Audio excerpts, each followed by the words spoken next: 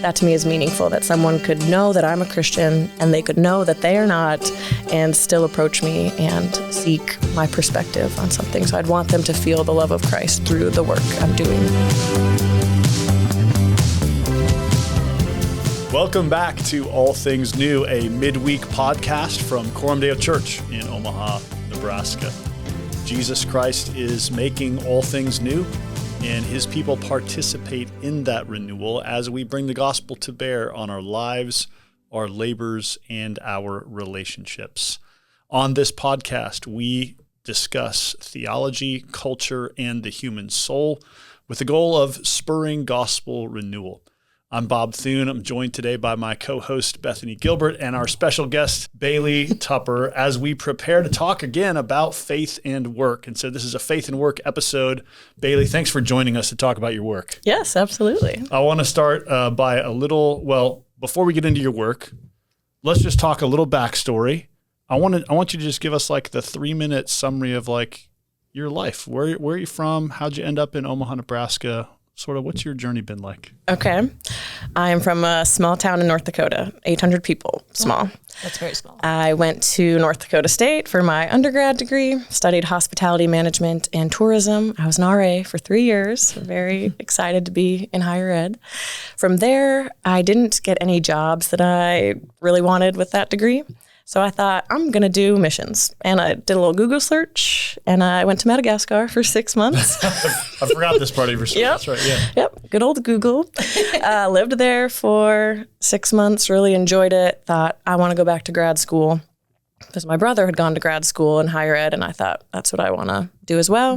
So I went to grad school in Massachusetts, sight unseen. I thought, I just want to live in another part of the country. Let's try it.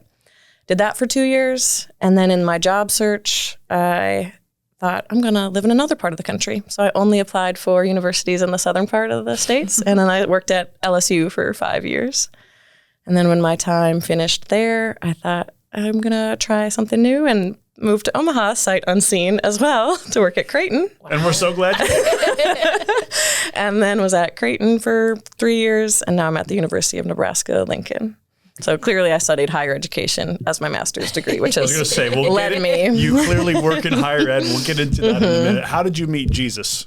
I met Jesus in college, which is why I think I have a soft spot for my vocation, because it was a meaningful time in my life for me. It was through a campus ministry. And honestly, it was through a play that I don't know that I would recommend for people to go see now. It's called Heaven's Gates, Hell's Flames. And it was just a really vivid example of people living their life on earth that maybe weren't or were honoring Jesus, but then ultimately going to the gates of heaven to see if their name was in the book of life. And it really just shook me to my core as to what was the mindset or the framework that I was operating off of, which was, I can earn my way into heaven. I clearly recall in college thinking, God must be so lucky to have me. And I just thought, like, look at all the good things I'm doing, really just thought I was a good person and would earn my way there. So this play was the beginning of opening my eyes to see that you can't actually earn your way in, and there's no threshold of goodness that I can reach apart from just trusting in Christ. So I'd say that was the beginning of the iceberg. After that, then I went to a winter conference through a campus ministry again, and I learned about the role of the Holy Spirit, so that me still trying to maintain like perfection in my life wasn't on my own strength. It was through the strength of the Holy Spirit. And then the next summer, I went on a summer project through this same campus ministry and learned, what does it look like to have quiet time with the Lord? Why is that important? How do you read your Bible? What does it look like to have a heart for evangelism or just a heart for others versus just let me figure out my faith with God individually, but actually care about the state of other people's hearts? So while I can maybe pinpoint a specific time where things really started to shift for me, I do look at it as like a spectrum of events that occurred that grew me in my faith very intentionally throughout my college life. Can I make you tell the story of your first Sunday at Coram? Because I really like that story. It's one of my favorite stories. I want to hear this. Okay. So I had been trying out a different church in Omaha, and I thought, I'm allowed to try other churches. I bet you God is working in other places besides this one church that I tried. So I did a Google search again. Trusty Google led me to Coram Deo. I was late, and I generally am late or on time. I don't like being early because I don't like waiting. So I didn't give myself enough time, and there was a marathon or some sort of race happening on Pacific. So the map route, I couldn't go on it, and I needed to take a detour, which got me even more flustered and behind. So I'm walking into church later and this was during the time when Coram Deo services started 5 minutes after the posted time. Now we start on time, but so I was really late walking in, and I thought I was so proud of myself. I'd never been there before. Walked up into the balcony on my own accord, looked for seats, looked on the main floor, and I just thought, there's no room from here. I'm just going to try another day and not be late. And so I walked out of the church. Oh. And then someone from the connections team chased me down, kindly walked briskly and said, "Hey, where are you going? Can I be here for you?" And I was like, "I just feel overwhelmed. I want to be here. I'm a Christian. There's no room for me." And she's like, "Oh, there's room for you. Can I sit with you?" So then we went to the basement, and I didn't realize to look for a basement seating at that time, but I think it was a really good testament to the community aspect of Coram Deo, and I really care about that welcoming atmosphere. So while it was weird for me to just exit, it meant a lot that this person came back out and said, "No, chase you down." Yes, "No, come back." It meant a lot. Yeah. And now you serve as part of the connections team. You're the person chasing people down. I haven't had to do that yet, so but if maybe no one else quite chickens out like I do in that moment, and they just ask someone to help them find a seat. All right, so let's talk about work. Talk about what is your job title, and then what do you actually do in that work? Mm-hmm. I'm an associate director of occupancy management within residence life. So my job looks like the background logistics of getting students into their housing assignments. We create the software, not the software itself, but the application within the software that students use to apply for housing. We administer room moves if there's some conflict within the room. We are doing all of the logistics between semester transitions, their application fees. So if you've ever been a freshman in college working out your housing, that's what you do. Yes. You're the housing person, yes, helping me sort out my dorm room and all that stuff. Yes, because most people, when they think of residence life, they think of your RA, right, the people who put on the programs for you, the relational side. And while that at one point in my life was my job, now I'm more the logistics in the background, facilitating the smooth operation of everything. What do you love about your work? Oh, yes. It is a puzzle that I get to solve every day. It's a new puzzle. So sometimes it's a puzzle on a minute scale, like a roommate conflict and we need to find a better match. Or this floor had flooding damage, knock on wood, that hasn't happened, and I need to relocate these students. Where are we putting them?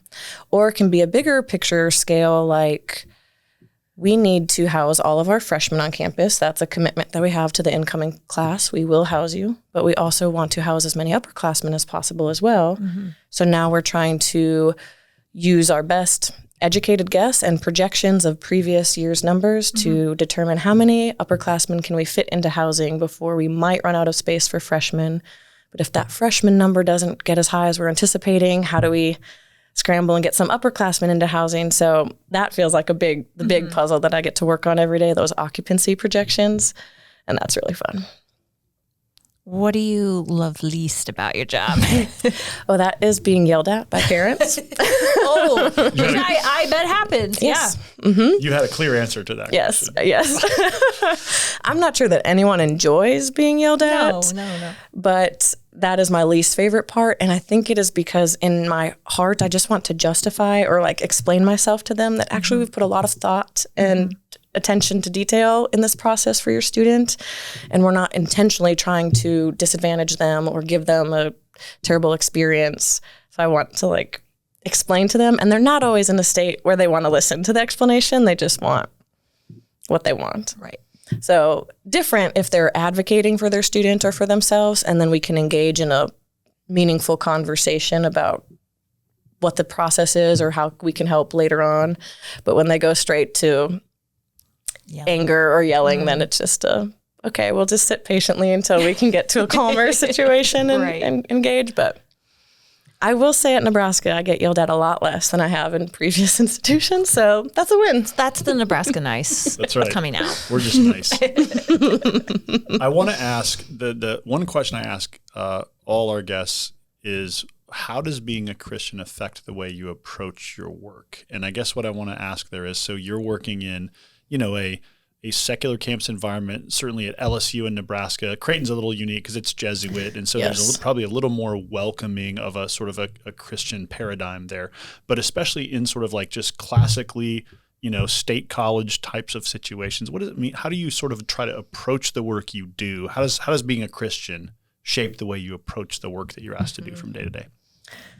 I think what initially got me into this role was started when I was an RA, and I worked with football players, and everyone just kind of knew these. NDSU, most people don't know this because they're Division I, but lower division, but they are very good. NDSU's and so really that has been fun. So I was there when there were really excellent players that went to the NFL, but most people saw these football players for their most salient identity, which was a football player. And I just thought, wow, there's so much more to them than this. Mm-hmm. And I have inner access to them as their RA that most people don't. So I want to make sure that they feel valued beyond just the identity that most people know them for. So that was where it began, that I like to carry over into my current work as well. And then seeing them transition out of their sport and not know who they were because football told them what to eat, when to eat, how to work out, basically their whole routine. And when that was ripped away from them, they didn't really know who they were.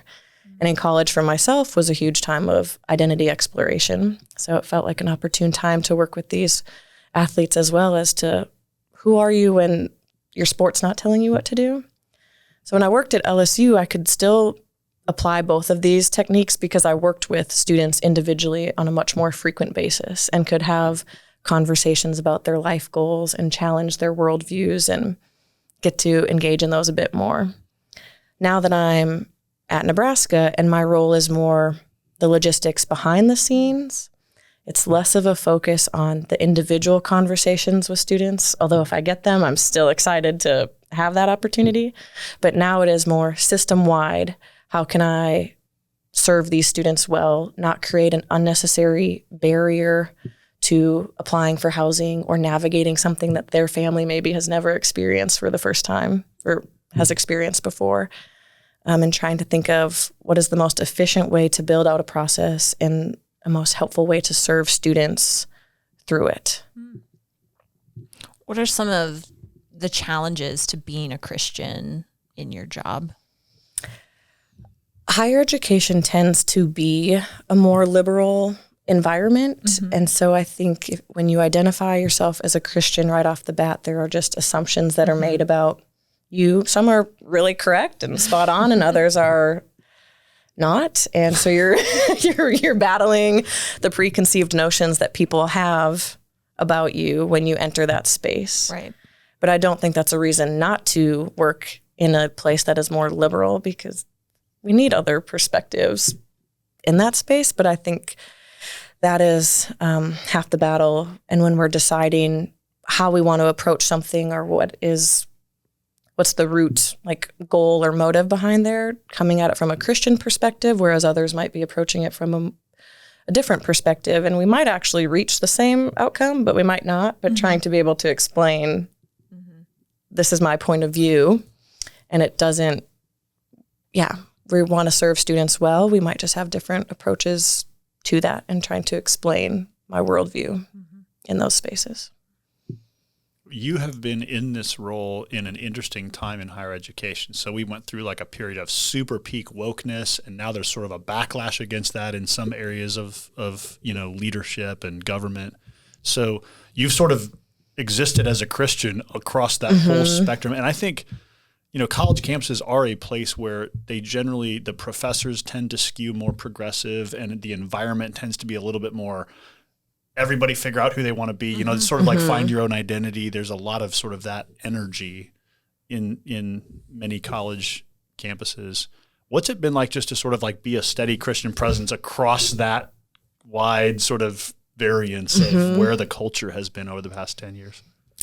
It's interesting because depending on the role I've held, these student leaders are looking for an adult to help them navigate what is going on in society. And so I'm also trying to navigate what's going on in society and be a resource for them when their identity, their most salient identity, is not being valued by people in a leadership position, nor can they relate to me because my identity doesn't match them. And so my goal throughout all of the changes has been, how do I love these people well and make them feel welcomed and valued and seen because they are created in the image of God and they deserve a base level of respect and love, even if we don't see eye to eye, but I want to support them. So a lot of it has come through those individual interactions with students at the forefront, is just supporting them and being there with them, and then not being afraid to challenge someone or their mindset or engage in those challenging conversations, just to say it's okay that we don't agree. That's not wrong. And I actually don't think diversity is a bad thing. The body of Christ should be diverse, but I think there's a tendency to think like, no, we all look alike and we think exactly the same. And so trying to navigate different conversations with different people about what does it look like to just embrace the fact that someone looks different than you or might think different, and you can engage in really meaningful conversation and you don't have to run away from it or just push them away because you don't agree and you don't want to engage anymore. So I want to just draw out something you just said that I think is really foundational, and that is, you said that seeing each human being as a person made in the image of God tends to help reduce all those ways that we align around identities. Mm-hmm. And I think we live in a moment in history where there's a lot of energy on both the left and the right in our society around like, you are part of an identity group. And that's whether that identity group is MAGA or, trans or, whatever. There's all these various little ways that even Christians can fall into this, right? That our identity group is the people who go to our church or who share our beliefs. And what you've identified is that the ability that Christ gives us to see every human being as a person made in the image of God and to individualize our interactions rather than see somebody as like a representative of a group is actually a really key part of relating humanly. And it's something I feel like we're kind of losing broadly in society, is the ability to just relate to people as another human being rather than as here's what you think about politics, or here's what sector of society you come from socioeconomically, or what part of the country you're from. So I'm curious, just am I rightly expressing what you're saying is just that individual sort of one-to-one interaction with a person is part of what it means for you to sort of engage as a Christian at your work? I think for me that has been very helpful to humanize them, to engage and to learn more about their situation versus throw them into a blanket identity group that goes back to these student athletes when I was an RA and probably didn't even have the vernacular to know what I was doing at the time, just knew that like there's more to them than this. I want to know what it is and engage with them first. So one of the things we want to talk about in faith and work is always everybody's facing ethical issues in their work. And one of the hard things about being a Christian is, how do I approach right-wrong issues in my workplace, where my workplace is not, they're not thinking about these from a Christian paradigm, but I am. What do you think are some of the, in your daily work, what are some of the primary ethical questions that you find yourself bumping up against as a Christian? The most predominant one is the gender identity and fluidity of students coming into college these days, and how do we still serve them well? They're still a human being.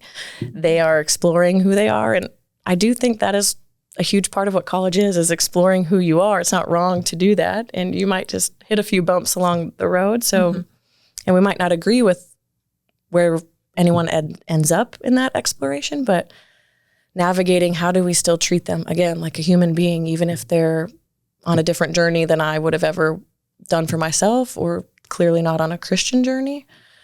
That's the biggest one, is still serving them well, even when there's a large gap in lifestyle choices.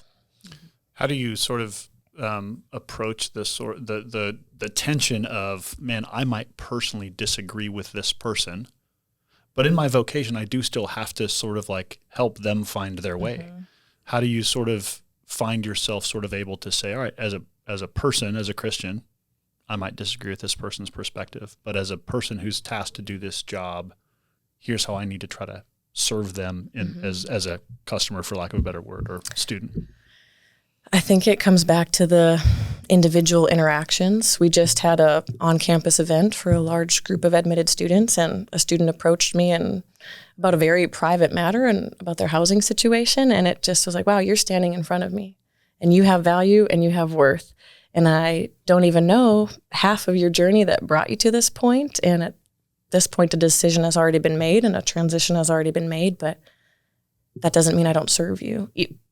In my job, that wouldn't even be correct. And as a Christian and a human being, to just write you off wouldn't be the approach either. So it's looking at them and saying, okay, this is where you're at. So now how do I still care for you in a way that maybe you haven't experienced care from a Christian, and yet not saying like, oh, great for you. That was so perfect. Like just, I want them to feel heard and cared for. And that doesn't always equate to, and I agree with every decision you've ever made.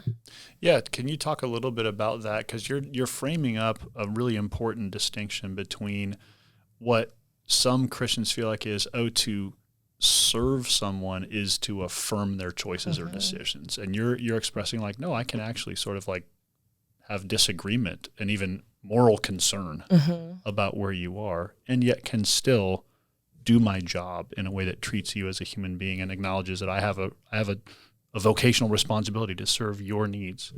Talk a little bit about how you sort of think that through, the difference of serving someone without feeling pressure that means I have to affirm or, cheer for where they are or for the things they might be doing that I would disagree with. Actually, a coworker and I just had this conversation before I drove down here. She was just chatting about something going on in her life. And I just said, I think sometimes society gets really worked up in like, just live your life, be who you want to be, and that's fine. But then we think as their friend, our job is to just affirm them and say, yeah, live your life, do whatever. And we're not going to contradict them or say, actually, I think what you're doing isn't wise. And I just want to loop you in on something. Maybe you haven't seen it before. So I don't actually think it's loving to just let people live their life however they want and not have input in it. Then what is the point of community? What is the point of being around other people if you're just going to live your life and do what you want? So I do think that's the challenge, is society tends to tell us just live your life and be who you want. But a true friend would just say, I want what's best for you. So I want to talk through these things a little bit more with you. And ultimately, you're going to make the decision at the end of the day, and you're going to live with the consequences or the rewards of it. But I want to love you well, and I want to chat about what that means or your implications. And so similarly, serving them, it's depending on what the situation might be, might just be meeting them where they're at and saying like, yeah, my job is to serve you and help you with where you're at right now. We may or may not always get to those meaningful conversations depending on the situation, but I think it is just in my response to them, how can I help serve you? And there's not necessarily affirmation in that conversation. As you pray, thy kingdom come, thy will be done, what do you see, or what are you asking for in your job with that? Yeah, I think it's twofold. I often think about what does that look like for my workplace environment. So the people I work with, my supervisor, the people that I'm in charge of supervising, and wanting them to be able to challenge themselves with their train of thought. How are they serving students? I want our work to be done with excellence and customer service, student focused. So do you have any other Christian coworkers, or do you feel like you're probably the only one in your... No, I wouldn't say I'm the only one, but I'm not always sure what the level or closeness to Christ is. But actually, with my coworkers in particular, it's very easy to talk about Jesus. And that's really fun, because then we can challenge each other. Why is that easy? Well, a lot of us used to work at Creighton together. And then we moved over to Nebraska. Okay. And so we just have quite a long-lasting relationship with each other, where we had already established we can have these conversations openly. Or you just notice something different about someone, and that opens up the door to chat about those things. So that has been a blessing to have that. So that would be one side of it, is what does the work environment look like? Are we a place where we can openly challenge each other and not be offended or walk out the door, but say, actually, I don't agree with this, and have healthy dialogue where we're debating something. And then the other perspective would be the students. I want them to feel welcomed. I'm probably not going to interact with a student more than once in their college career, probably. So I've got one shot to let them know that housing wants you here. You are welcome here. So I want students to feel like they have the freedom to explore who they are. And if they want to meet with housing to help them navigate what that looks like, that there is someone who's going to lend an ear and walk them through that and ask questions. So I think, when praying that prayer, it's what does that community look like, and how can students experience the love of Christ through Christian hospitality in the housing office at Lincoln, whether it's through individual interactions or system-wide. Have we given them an avenue where they can feel helped and know that they can get an answer very quickly if they reach out to us?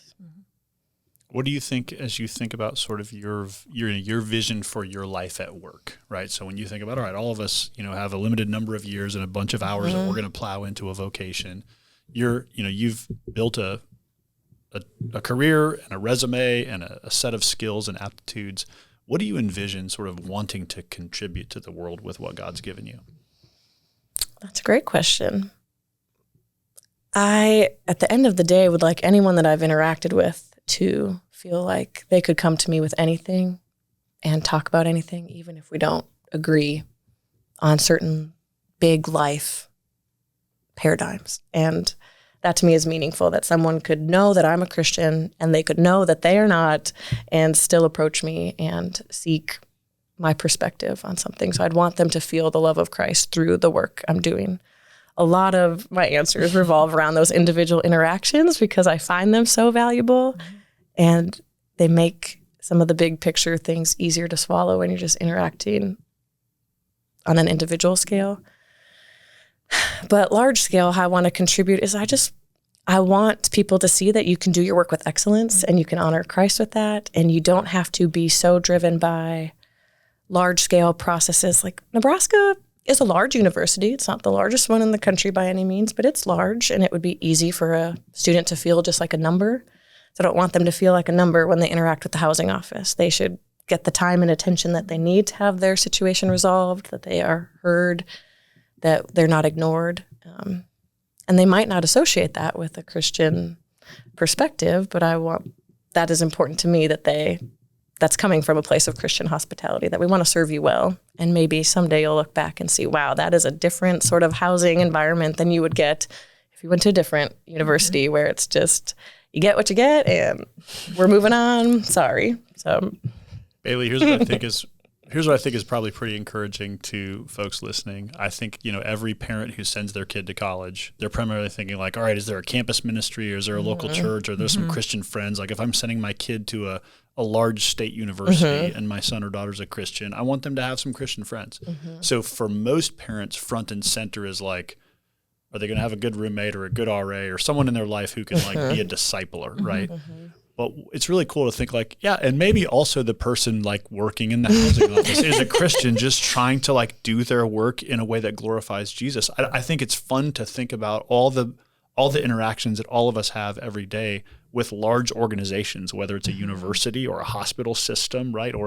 And where it's like, actually there's probably a bunch of Christians there just doing normal things in that organization for the glory of God, trying to love Jesus and honor human beings. And it's really fun to think about as a parent, like, oh, my kid might just not be connecting to a campus ministry, but might have a Christian just like behind the scenes or connecting with them at an event, helping along the way. It's fun to think about all the ways that people like you in a large organization like that just make the experience a little bit more Christ honoring for the average person, and for Christian parents thinking about sending their kids to school, it's just cool to think about all the ways that Christians in various roles are having an effect and that their kids get to experience that. I liked what you said about sometimes it's just Christians just trying to do their job well in a God honoring way. And I often am torn between my skill set, which is I'm very organized and I love attention to detail, and I can really just... You can crush an Excel spreadsheet. Yes, that is my life, is Excel spreadsheets. And sometimes I think, wow, that must be really annoying. But then I think, you know what? Actually, this is a skill set that I've been given and I don't want to waste it. And wow, I get to use it every day and do it really well. And isn't that something? Like, great. I'm using it and I'm not wasting it. Well, but that's part of when these faith and work episodes we're doing is that's what I'm trying to get to. I think when people think about faith and work, there's some vocations I think, okay, if you're a Christian attorney, you're probably, maybe you can defend a criminal with a unique kind of, Christian focus, or gosh, if you're, there's some vocations that I think we think, oh, it must be really profound to be a Christian there. But thinking about like, how does being a Christian just help me create an Excel spreadsheet that just crushed, like how can I have joy going to my work because I'm a very organized and detail-oriented person, and actually that's part of what God wants me to bring to the world is just a concern for excellence and doing things well and making great processes. Those things glorify God as much as, the paramedic who's helping somebody get to a hospital in a life-threatening situation, right? So part of what I want to bring to the surface is all of these the ways that we actually, when the Bible says whether you eat or drink or whatever you do, do it all to the glory of God. Filling in that whatever you do, whether you're making Excel spreadsheets or finding somebody a roommate or dealing with a parent on the phone who's upset. How do you do that to the glory of God? And thanks for giving us a little window into what that looks like for you. Okay. I'm a high school senior and I'm getting ready to come to UNL. What's the best living situation? What's the best dorm? Do they have dorms? Can you say that? Can you say which dorm is the best? Well, or like where? Here's my hot take: I think your home is what you make of it. It's what you create. So doesn't matter the physical space you're in. It's what's the best? No, there isn't. Literally, all of the freshman halls on city campus are built the exact same way. Okay. So it's based on. Do you have a preference in location? Would you prefer to be closer to the engineering building or the gym? Okay. But there's really there's no inside there. Scoop here. Okay. I will say something I do appreciate about the housing office is we prioritize your roommate experience. So if you request a roommate, you get to live with that roommate. That's our priority. Now, you might not get your top building choice, but you get to live with who you want. And I think what's inside of the room matters more than what the room is built out of. How many people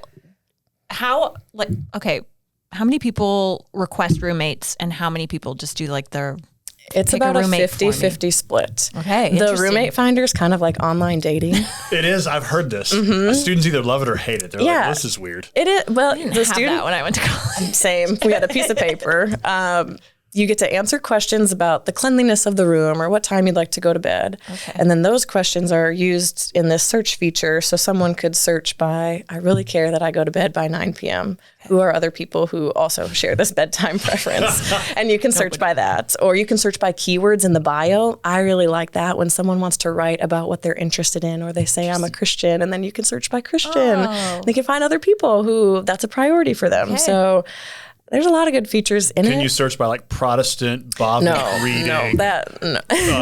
Liturgical. You like get super specific. If they put that in their bio, then yes, you are gonna get a hit. You're gonna find the only other Bible reading roommate. I will say though, even if you don't search for a roommate yourself, then we will give you a system matched roommate, and we are very intentional in matching you with someone that you share a high percentage with. Okay. Obviously, as with anything in life, you could have a very high match on paper, and then in reality, maybe you don't get along as well once you're there, which is why it's important to be honest about how you actually live. Are you really neat and tidy, or are you messy? Okay. But there's nothing wrong with not finding a roommate. You will find one for you, and I think that's part of the adventure is just meet someone new. Maybe you're going to learn something new from someone that's not identical to who you are, and that's a fun experience. Well, Bailey, thanks for joining us and giving us an insight into your work and into what it means for you to try to glorify God in your work. Really appreciate it. Yeah, thanks for having me.